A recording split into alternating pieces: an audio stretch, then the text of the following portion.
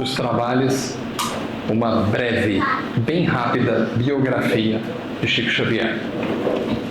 No dia 2 de abril de 1910, nascia aquela alma aqui no Brasil que viera a cumprir uma missão muito digna de mudar a história do Espiritismo, como o Reginaldo bem disse, antes e depois dele. Filho de João Cândido Xavier e sua mãe Maria João de Deus, era filho com outros 8 irmãos, portanto 9 no total. Ele então viera a ficar órfão de mãe aos seus 5 anos de idade. Passados 2 anos, o seu pai, João Cândido, contrai segundas núpcias com a Cidália, mais conhecida como o Anjo Bom. E com ela, João Cândido teve também outros 6 filhos. Logo, uma prole numerosa de 15 irmãos. Chico Xavier, então, logo aos 17 anos de idade, conhece o Espiritismo e se converte à doutrina com o auxílio de Carmen Perácio e José Hermínio Perácio, que eram amigos ali já espíritas, e identificaram naquele jovem: o que você tem é mediunidade.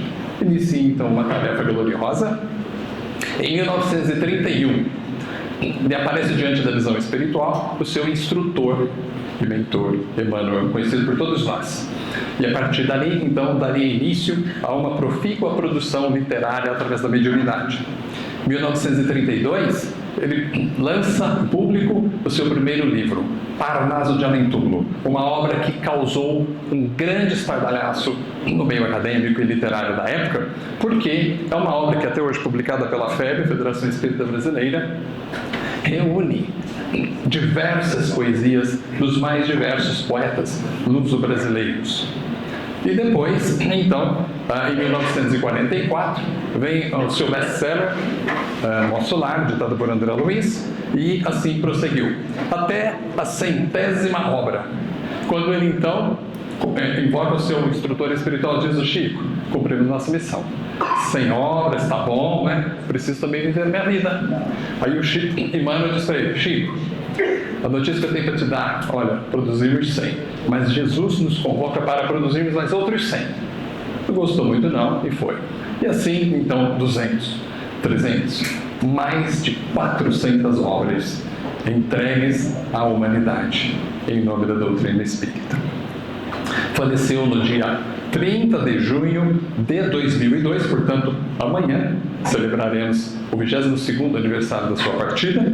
E o Chico, para concluir, era uma daquelas criaturas tão incríveis que certamente pôde ele escolher o dia em que ele iria partir. Porque ele dizia assim: se eu pudesse escolher, eu gostaria de partir no dia em que o povo brasileiro estiver feliz. Ora, lembremos, no dia 30 de junho de 2002, o Brasil ganha o Campeonato Mundial de Futebol e o povo estava feliz. E assim, humilde ao longo de toda a vida, até mesmo para sair dos bastidores da vida, ele também foi humilde. Saiu. Enquanto o povo celebrava, ele então partia. Foi recebido por Jesus. Muito bem, essa é a breve história do Chico. E ao longo das historinhas que nós vamos começar a contar agora, numa sequência aqui de rodízio entre 5 expositores, vamos conhecer também alguns outros aspectos do Chico Xavier. Aqui as histórias contam diversas passagens. Umas falam sobre as suas faculdades extraordinárias, outras do amor, do perdão, da renúncia, enfim, todos esses temas evangélicos de grande valor para todos nós. O Chico era portador, para concluir, das mais diversas e incríveis faculdades anímicas e mediúnicas. Ele era então portador da psicofonia, que lhe permitia com que os espíritos falassem através dele, da psicografia que escrevessem, e algumas outras extraordinárias como psicometria, em que ele, ao tocar objetos e coisas, era capaz de ouvir e ver os sons e imagens gravadas em torno dos objetos, porque é assim que acontece. Tudo tem imagem e som.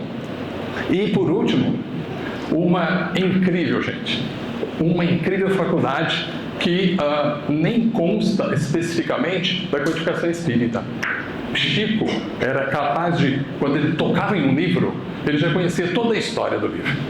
Essa eu queria ter para mim. Tomara que um dia a gente tenha, né? Porque nós vamos ler todos os livros do mundo rapidinho. Não é? Imagina, eu daria o nome a essa faculdade de tactometria. Muito bem.